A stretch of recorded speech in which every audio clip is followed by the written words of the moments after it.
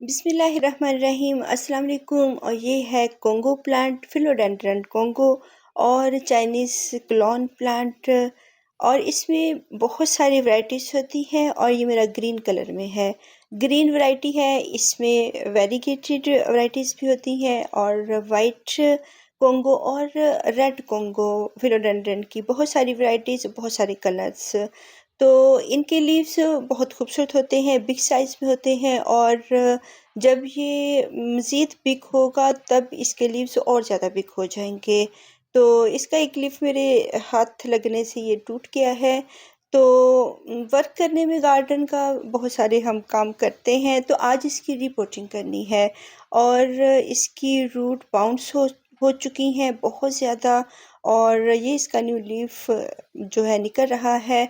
तो इसके बहुत सारे जो लीव्स आते रहते हैं और ये फोलिएज प्लांट है, यानी कि इसको हम लीव्स की वजह से जानते हैं। और इसकी जो ये एरियल रूट्स हैं बहुत ड्राई रफ हो चुकी हैं, क्योंकि ये रूट बाउंड है, उसको प्रॉपर वोटिंग नहीं हो रही। जब ये नर्सरीज में होते हैं तब इनको जब वोटिंग मिलती है तो वो पानी इनको नीचे से भी मिलता है, क्योंकि ये कच्ची जगह पर पड़े हुए होते हैं, वो मिट्टी के ऊपर पड़े हुए होते हैं। जब हम इनको अपनी टाइल्स पे, मार्बल्स वगैरह पे रखते हैं तो फिर यहाँ पे इनको वो सॉइल, वो मिट्टी नहीं मिलती है। तो ऐसे ये अगर रूट बाउंड भी हो तो नर्सरी में नीचे से भी इनको वाटरिंग मिल जाती है और ऊपर से भी इनको पानी मिल जाता है। तो ये छोटे से पॉट में ही लगे रहते हैं। वैसे भी ये 12 इंच का और तकरीबन 14 इंच का पॉट है। तो अब इसको मैं और बिग पॉट इसको देना है। ये देखिए इसकी रूट्स ऊपर तक आ चुकी हैं और जो रूट्स इसकी एरिया रूट्स हैं वो भी ड्राई हो चुकी हैं। और इनको अच्छी तरह इसको पानी देने से भी इसकी सॉइल हर वक्त ड्राई ही रह रही है। तो अगर इसको मैं बार बार वाटरिंग करती रही तो इसकी ये ऊपर की ब्रांच गल भी सकती है और ख़राब भी हो सकती है। तो इसके ऊपर ऊपर पानी रह रहा है, अंदर तक नहीं जा रहा, इसलिए हमने अब इसको मज़ीद बिग पॉट देना है। और वैसे भी जो नर्सरीज पे प्लांट्स रखे हुए होते हैं वहाँ पे ये पक्की सॉइल में लगाए हुए होते हैं, जबकि इनको पक्की सॉइल की ज़रूरत नहीं होती। पक्की सॉइल की ज़रूरत होती है जो बिग ट्रीज़ बनते हैं, बड़े बड़े दरख्त होते हैं। और अगर हम उनको सैंडी सॉइल देंगे तो वो फिर हवाओं से, आंधियों से उनका गिरने का डर होता है, इसलिए फिर इनको पक्की सॉइल दी जाती है। लेकिन हाउस प्लांट्स जो होते हैं और इनको ज़रूरत नहीं होती है पक्की सॉइल की, चिकनी मिट्टी की। इनको ज़रूरत होती है सॉफ्ट सॉइल की और थोड़ी सी फर्टाइल हो, अच्छी सी सॉइल हो, ज़रखेज़ हो और सैंडी सॉइल हो और भल मिट्टी हो। तो फिर इस तरह की सॉइल में ये हैप्पी रहते हैं। और ये देखिए इसकी जो ऊपर की थोड़ी सी जो सतह है वही थोड़ी सी मॉइस्ट है, बाकी तमाम का तमाम ही इसका रूट बॉल जो है वो सख्त है। और जो मैंने ट्राइपॉड पे लगाकर इसकी वीडियो बनाई वो नहीं बनी, प्ले का बटन मैं दबाना भूल गई थी। तो अब इसको ऐसे ही देख लेते हैं। इसको जब मैंने निकाला है गमले से तो दोनों हैंड से आप थोड़ा सा हिट करेंगे नीचे तो ये फ़ौरन ही निकल आते हैं। जो रूट बाउंड्स होते हैं प्लांट, वो निकलने में ज़रा भी देर नहीं करते हैं और ये फ़ौरन से बाहर आ जाते हैं। हल्की सी इसको नीचे करके ज़मीन के साथ थोड़ा सा हिट करना होता है इसके किनारे को, तो ये खुद ब खुद बाहर आ जाते हैं। तो ये देखिए हार्ड सॉइल है, बहुत हार्ड सॉइल है, इसको नीचे से भी पानी नहीं मिल रहा और ऊपर से पानी नीचे नहीं जा रहा। तो इस तरह ये प्लांट ऊपर की इसकी जड़ें गल भी सकती हैं, ख़राब भी हो सकती हैं। अब ये मेरे पास एक बिग पॉट है, 16 इंच का, 18 इंच का, काफ़ी बिग पॉट है और इसमें स्पाइडर प्लांट और विडेलिया जो बेल होती है वो लगी हुई है। तो ये पॉट मुझे चाहिए और इसके लिए बेस्ट है जो कोंगो वैरायटी है फिलोडेंड्रन की, और इसने मज़ीद बड़ा भी होना है। तो इन प्लांट्स को हम बहुत, वैसे भी ये जो प्लांट मेरे पास काफ़ी जगह पे लगे हुए हैं और ये भी फुल रूट बाउंड है और इसमें भी ज़रा भी जगह नहीं है, स्पेस नहीं है। इसको भी जो है रिपोर्टिंग की ज़रूरत थी। तो इसको अब हम इसकी सॉइल को कट करेंगे, इसकी रूट्स को कट करेंगे और छोटे पॉट में भी लगा सकते हैं स्पाइडर प्लांट को और बडेलिया प्लांट को। लेकिन कॉन्गो प्लांट एक मेरा काफ़ी कॉस्टली प्लांट है, 1500 में मुझे मिला है और उसके 2 जो लीव्स हैं वो कट हो चुके हैं। एक वो कैट ने उसको ख़राब कर दिया था और एक लीफ मुझसे कट हो गया है।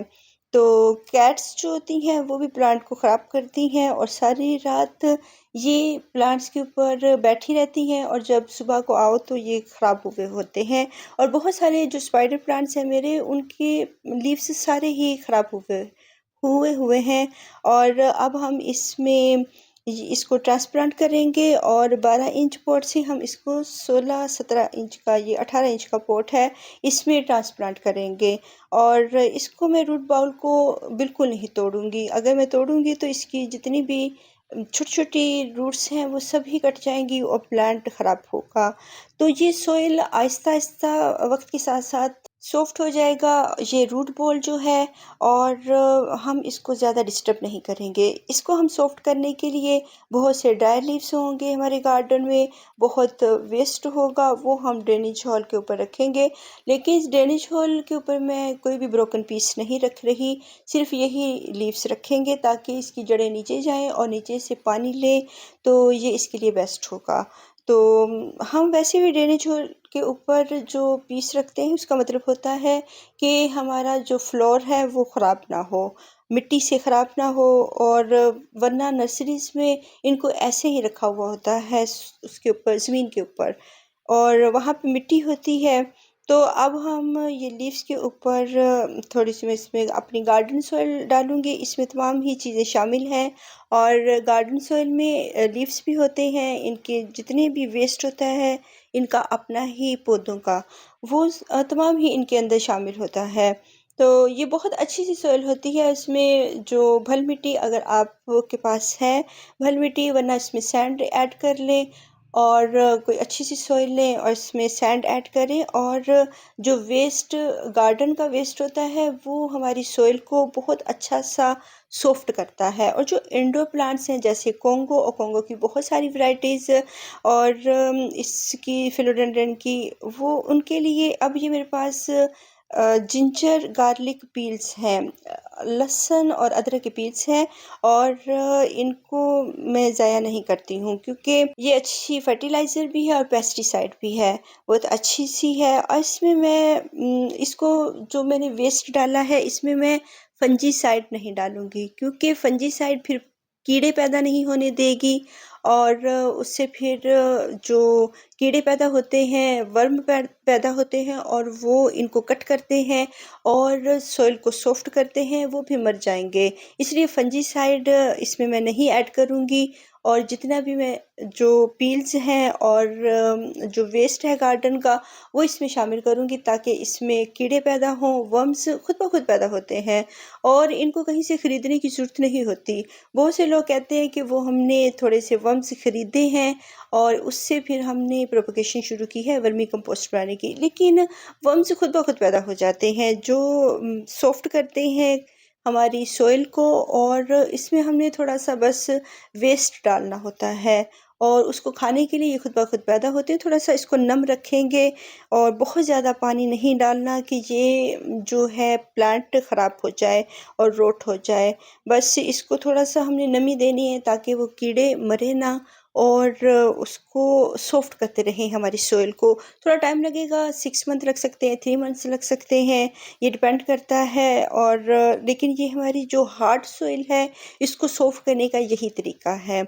हम कोई भी वेस्ट अपने किचन का डाल दें, पील्स मीठे वाले ना डालें कि वो बहुत फंगस क्रिएट करते हैं, चूंटियाँ भी लग जाती हैं। और मीठी चीज़ों का जो पील्स होते हैं उनका यूज़ ना करें। बस जो अनियन पील्स और गार्डन के लीव्स और इस तरह के पील्स यूज़ करें। और इसमें हल्की सी गोबर की खाद मेरी सॉइल में मौजूद होती है और इसमें नर्सरी वाले वैसे ही ऐड करके रखते हैं, इसमें लीफ कंपोस्ट और गोबर की खाद। तो हल्की सी है, बहुत ज़्यादा नहीं है। और ये वो खाद है जो सीडलिंग्स बनाने के लिए यूज़ करते हैं। छोटियाँ जो पनीरियाँ होती हैं, सीडलिंग्स होती हैं, उनको सीड्स लगाने के लिए ये मट्टी वो इस्तेमाल करते हैं, और ये बहुत लाइट सी मट्टी है। उसको हम इस कोंगो प्लांट में, जो कि मेरा बहुत कॉस्टली प्लांट है, इसमें हम शामिल कर सकते हैं। तो इसमें बहुत ज़्यादा खाद ना डालें, वरना वो लीव्स येलो होंगे और ख़राब हो जाएंगे। इंडोर प्लांट है और इसको बिल्कुल भी ज़रूरत नहीं है बहुत ज़्यादा हार्श किस्म की फर्टिलाइज़र की। ये ऐसे ही बड़ा होता रहता है। और जितने भी फिलोडेंड्रन की वैरायटीज़ हैं, ये इंडोर प्लांट, इनकी हैबिट मनी प्लांट से मिलती-जुलती होती है, लेकिन मनी प्लांट की जो ब्रांच होती है वो थोड़ी-सी थिन होती है, इसकी जो होती है वो थिक होती है, मोटी ब्रांच होती है, इसलिए इसकी जो वाटरिंग है हम थोड़ी रुक के करते हैं। और रुक के करने का मतलब यही होता है कि ये ब्रांच थोड़ी-सी स्टोर करके रखती है, और इसकी एरियल रूट्स भी जो होती हैं दूसरे प्लांट से, जो दूसरे पोट्स होते हैं उनमें जाती हैं, या ये दीवार के साथ लग के या किसी दरख्त की ब्रांच के साथ लग के ये अपनी खुराक हासिल करती है। तो इसलिए इसको जड़ों में इतनी पानी की ज़रूरत नहीं होती, इसकी जो एरियल रूट्स होती हैं वही इसको पानी भेजती रहती हैं, हासिल करती रहती हैं। तो ये थोड़ा-सा स्टोर करके रखता है, ब्रांच इसकी मोटी होती है। हम इसलिए इसको थोड़ी-सी, जब गर्मियाँ होती हैं, 2-3 दिन ड्राई सोल में रख के फिर वाटरिंग करते हैं। सर्दियों में तो काफ़ी दिन मैं इनको वाटरिंग नहीं करती हूँ, ये ऐसे ही पड़े रहते हैं। और वैसे भी सर्दियों में ये डोरमेंसी भी होता है, और फिलोडेंड्रन की और भी बहुत सारी वैराइटीज़ होती हैं, तो ये मोस्टली सर्दियों में डोरमेंसी में होते हैं, और हम इनको बहुत ज़्यादा जो है डिस्टर्ब नहीं करते हैं, ना बहुत ज़्यादा वाटरिंग इनको करते हैं, ना बहुत ज़्यादा इनको हम खाद देते हैं। वैसे भी इसको इतनी खाद की नीड नहीं होती है, और साल में एक मरतबा फर्टिलाइज़ इनको कर दें, जब फरवरी का मंथ हो कि ये अब इनका भरने का मौसम होता है, न्यू लीव्स आ रहे होते हैं, और ये अच्छी तरह फटते रहते हैं।